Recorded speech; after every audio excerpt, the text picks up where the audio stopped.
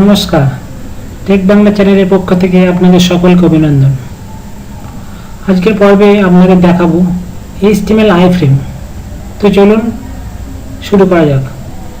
আপনারা প্রথমে আপনাদের যে রুট ফাইলটা ওপেন করে নিন নোটপ্যাড++ দিয়ে, আর রুট ফাইলটাকে ডবল ক্লিক করে আপনার ব্রাউজারে ওপেন করে নিন।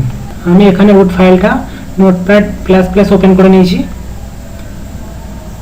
এবার এখানে আমি আমাদের আগের যে প্রজেক্টগুলো ছিল সেগুলো সব ডিলিট করে দিলাম। এবার ব্রাউজারটাকেও আপনি রিফ্রেশ দিয়ে সমস্ত কিছু চলে যাবে। এবার আমি এখানে দেখাবো আইফ্রেম। আগে আপনাদের বলে দিই আইফ্রেমটা কি কাজে ব্যবহার হয়। আইফ্রেম হচ্ছে ডবল ট্যাগ। এটা এমন একটা ট্যাগ যেটা ব্যবহার করে আমরা অন্য কোনো ওয়েব পেজ বা ওয়েবসাইট আমাদের নিজেদের পেজে প্রদর্শন করাতে পারি। তো চলুন কীভাবে প্রদর্শন করা হয় সেটা দেখে নেওয়া যাক। প্রথমে আমরা আইফ্রেম ট্যাগটা লিখবো। এটা একটা ডবল ট্যাগ, লিখে ফেলি। এটা হচ্ছে ফার্স্ট ট্যাগ এবং লাস্ট ট্যাগ।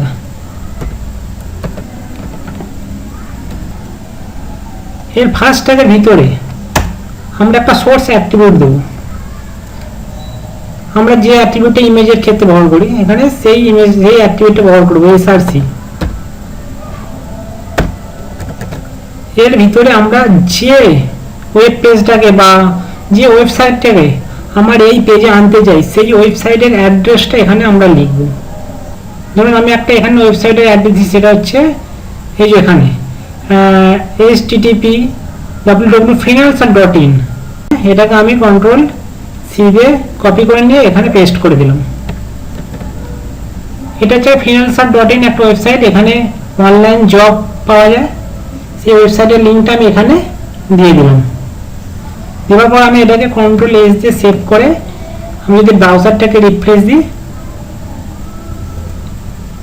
দেখুন এখানে রিফ্রেশ দেওয়ার পর এখানে freelancer.com এর ওয়েবসাইট এখানে শো করছে। এটা আমাদের মেইন পেজ, এটা আমাদের ওয়েবসাইট। আমাদের ওয়েবসাইটে অন্য একটা ওয়েবসাইটকে আমি আইফ্রেমের মাধ্যমে এখানে এনেছি। আপনি চাইলেন এই যে আইফ্রেমের সাইজটাকে আমি বড় করতে পারেন। কীভাবে বড় করবেন দেখুন, এখানে আপনি দিতে পারেন উইথ অ্যাট্রিবিউট অথবা হাইট অ্যাট্রিবিউট। উইথ হাইট এখানে দিয়ে আপনি উইথ হাইট অ্যাট্রিবিউট এখানে ব্যবহার করে আপনি আইফ্রেমের সাইজটাকে ছোট বড় করতে পারেন। দেখুন আমি করছি। উইথ ইকুয়াল টু এখানে উইথ দিয়ে দিলাম আমি এখানে 500 px 500 করে দিলাম। হ্যাঁ, এখানে 500, হাইট 300 করে দিলাম।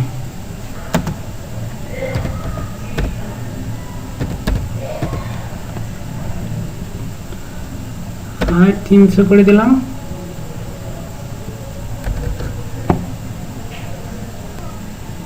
Ctrl+S দিয়ে আমি এটাকে ব্রাউজারটাকে আমি রিফ্রেশ দিয়ে দেখি। ঠিক আছে, আমাদের ব্রাউজার নর্মাল ছিল, এটা আমাদের নর্মাল ব্রাউজার।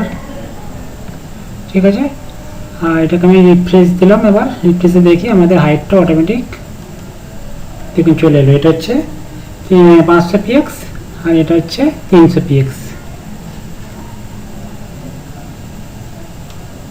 ব্রাউজারটা আবার freelancer.com এটা শো করছে না, কোনো কারণে এটা শো করছে কখনো কখনো, আবার শো করছে না। আমাদের নেটওয়ার্কের প্রবলেমের জন্য হতে পারে। মানে কোনো ওয়েবসাইটকে আমার নিজের পেজে এমবেড করতে পারি বা প্রদর্শন করতে পারি। ঠিক আছে, তাহলে আজকের পর্ব এখানে শেষ করছি।